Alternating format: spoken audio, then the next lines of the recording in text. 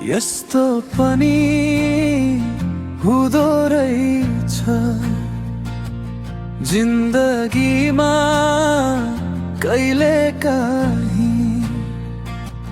हाँस्दै हिँड्दा मनभित्र आँधी चल्दो रहेछ।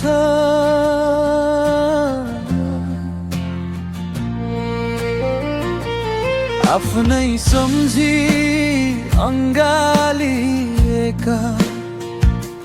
हातहरू नै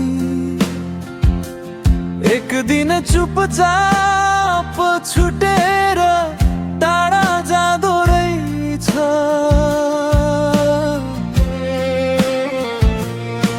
सपनाले सजाएका ती उज्याला बाबाहरू अचानक कुहिरोले छोपेर हराउँदा रहेछन्। विश्वासका बलिया ती महलहरू पनि समयको एउटा वेदनाले धुनाइछन्। यस्तो पनि हुँदो रहेछ, यस्तो पनि हुँदो रहेछ। जिन्दगीले पाठ पढाउँदो रहेछ, तर मन फेरि बाँच्दो रहेछ।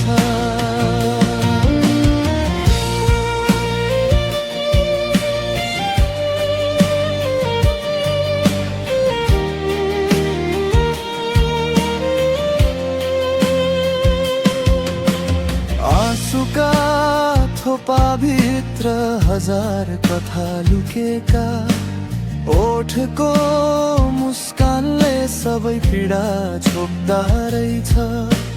हारेर पनि फेरि उठ्न सिकाउँदो रहेछ। जिन्दगीले आफ्नै ढङ्गले पाठ पढाउँदो रहेछ। तर अँध्यारो सधैँ अडिरहँदैन आकाशमा, घामले फेरि बादल चिरेर झुल्किदो रहेछ। त्यसैले त हरेक चोटले यही भन्छ, समयले अन्तिममा उज्यालो देखाउँदो रहेछ। यस्तो पनि हुँदो रहेछ, यस्तो पनि हुँदो रहेछ। जिन्दगीले पाठ पढाउँदो रहेछ, तर मन फेरि बाँच्दो रहेछ।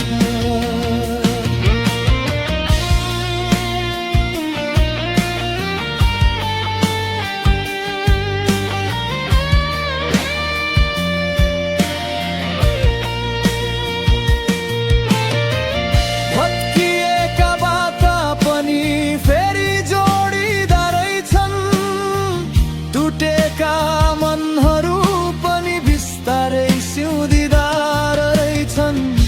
आजको घाउले भोलि बल दिन्थ्यो कि, आँधी पछि आकाश झन्निलो हुँदो रहेछ।